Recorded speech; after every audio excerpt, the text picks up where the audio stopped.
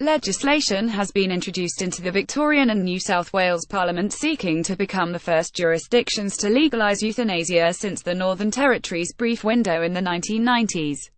Like the rest of the community, people with disability debate euthanasia with many views, but a number of us are genuinely concerned that legalised suicide will encroach on our rights and see the vulnerable among us subjected to financial, social, emotional and other pressures to take our own lives.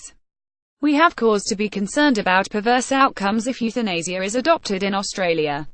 In some countries where it has been introduced, euthanasia has been offered to people with mental illness, people with dementia, twin brothers who were deaf, and even a woman with severe tinnitus. My challenge to advocates of voluntary euthanasia who insist that here in Australia it would never be about someone like you, would be to ask them to specifically rule us out. While the ink has barely dried on the Victorian government's voluntary assisted dying bill, the legislation introduced by Premier Daniel Andrews appears to have embraced the totality of the recommendations of the report of the Victorian Ministerial Advisory Panel. This is troubling given those recommendations bring people with disability clearly into scope.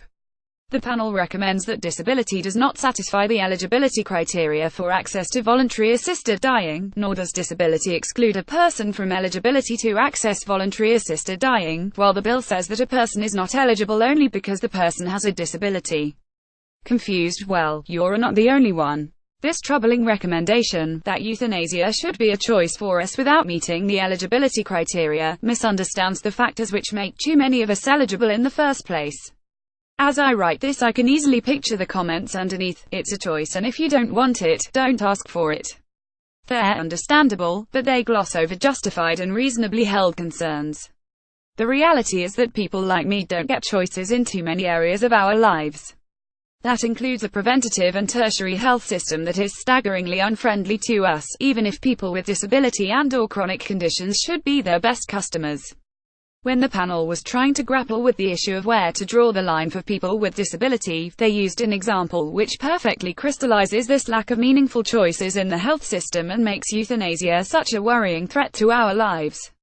Recommending against excluding people with disability from euthanasia, the panel gave the example of Tina, a 43-year-old woman with cerebral palsy. Fully employed as a disability advocate and educator, Tina lives independently and communicates using a communication tool.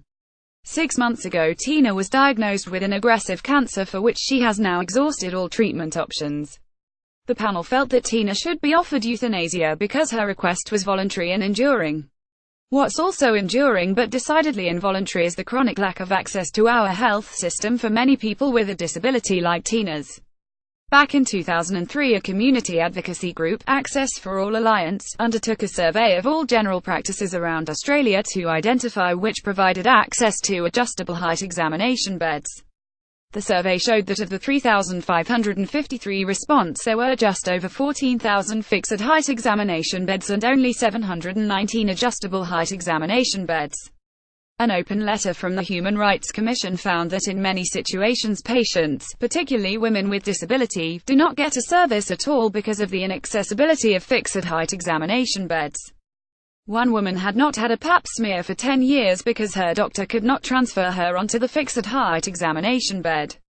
The National People with Disability and Carers Council's Shutout report in 2009 also gave a sobering account of the exclusion of disabled people from primary and tertiary health care, including comorbidity arising from a lack of access to yearly checkups and health screenings. 8 years later, the National Disability Strategy reports very little sustained and meaningful improvement in our access to health care, including for people with physical disability or communication issues. While the National Disability Insurance Scheme (NDIS) is starting to make a difference in specialist supports, it won't fix the health system. On the ground, I hear from people who can't be examined by their GP because they don't have a height-adjustable exam table. Clinics, primary care, dentists, holistic health and the tertiary health system still have significant barriers to access, especially in regional Australia. If Tina has aggressive cancer, there is a very good chance that she couldn't even get a proper medical exam or the kinds of screening recommended for women her age. She probably couldn't even find a clinician with the time and capacity to communicate with her. In the real world, someone like Tina is also very unlikely to have a job and to be able to afford private health insurance or even find the informal supports that other people could call on following a life-changing health diagnosis. As a woman with disability SHES also far more likely to be facing various forms of violence or abuse that make life seem intolerable. Choice. What a joke. Sitting in Tina's wheels. People with disability are entitled to ask members of parliament, why are you hurrying to grant us the choice to die when you never lifted a finger to fix the barriers that made our lives miserable? It gave us equal access to preventative health until every person with disability has equal access to screening, prevention and treatment in our health system, suicide prevention resources, and meaningful alternatives to ending it all, offering us euthanasia isn't an act of generous equality. It's our Hobson's choice, a fake, cruel one-way exit for vulnerable people locked out of basic health care and other social and community infrastructure that others take for granted. Craig Wallace is convener of Lives Worth Living, a disability advocacy group speaking out about euthanasia and eugenics. You can follow him at Craig Tweets.